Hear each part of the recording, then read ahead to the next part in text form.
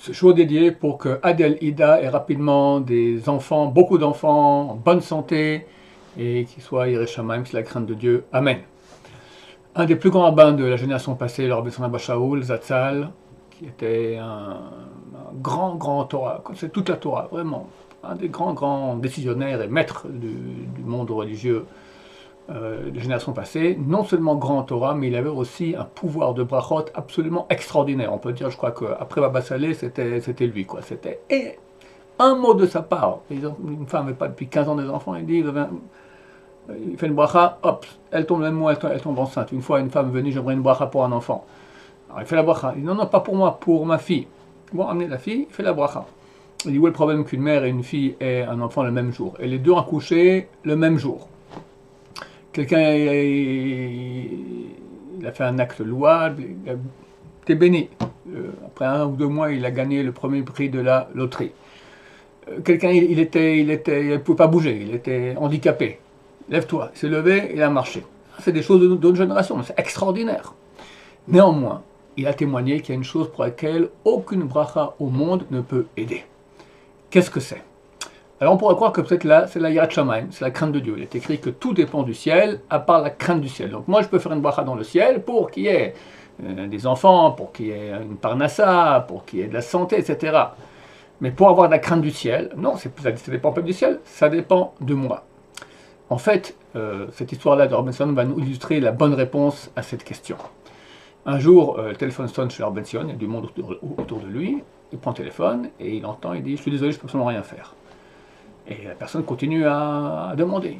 Il écoute. Écoutez, une bracha, dans ce type de cas, ça ne sert à rien, je ne peux rien faire. La personne continue à surenchérir. À la fin, il dit, écoutez, c'est vrai, tout dépend du ciel, mais pour ça, ça ne marche pas. Au revoir, désolé. Les gens demandaient qu'est-ce que c'était. Ça manque quelqu'un qui voulait une bracha pour la crainte du ciel. Or, on sait très bien que tout dépend du ciel, sauf la crainte du ciel. Ça, c'est nous qu'on doit bosser. Elle répond, non, la crainte du ciel, une bracha, ça aide aussi. Alors, quelle est la chose pour laquelle une bracha ne peut pas aider? Le Rav répond, cette dame voulait une bracha pour Shlom Bait, pour la paix dans les foyers. Là, aucune bracha au monde ne peut aider. Il faut bosser. Ça dépend de nous. Ça dépend pas du ciel. De nous. On doit travailler, on doit faire attention à ce que l'autre veut, l'écouter. Quand il n'est pas content, on s'écrase. Faire attention de ne pas s'énerver. En 2 mots, bosser sur notre ego, en faire un paillasson. Un paillasson. Ça, il faut du travail. Aucune bracha au monde ne peut aider pour cela. Un jour, quelqu'un est venu voir le Ramson, il lui a dit, j'aimerais une sougoula pour Shombaï. Une sougoula, une combine, quelque chose qui aide pour Shombaï. Il dit, ça n'existe pas, il faut bosser. Ok, Rava, je vais bosser, mais donnez-moi aussi une sougoula. Écoute, si tu bosses, tu n'as pas besoin de sougoula. Et si tu bosses pas, tous les sougoulas du monde ne serviront à rien. Là, il y a une seule chose à faire, travailler notre ego, être à l'écoute. Il a rajouté le Rav. Il a dit, c'est incroyable, les gens, pour l'argent qu'ils gagnent, ils font des efforts extraordinaires, des réflexions, du travail, pour gagner un peu plus d'argent, toute la journée comme ça. Pour le Shombaïd, il faut beaucoup plus de réflexion, beaucoup plus d'efforts, et ça, il laisse tomber. Aujourd'hui, on voit une crise terrible de Shombaïd, terrible.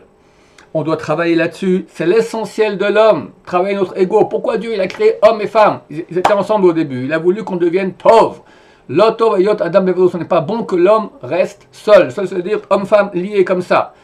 On va les mettre séparés et devront bosser. Et c'est le seul moyen qui leur permettra de devenir tov, quelqu'un de bon, quelqu'un qui fait attention à l'autre. Il est à l'écoute.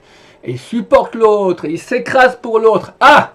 Combien Dieu il aime ça. C'est la raison de la création. Arriver à être quelqu'un de bon à l'image de Dieu. Alors que Dieu nous aide, qu'on comprenne que là, il faut bosser. Et surtout maintenant en période de confinement ou déconfinement, en tout cas en période pré-messianique, c'est ce que Dieu nous demande surtout, d'être humble, de travailler notre ego, et ainsi notre Hachem, on aura toutes les brachot. Amen et Amen.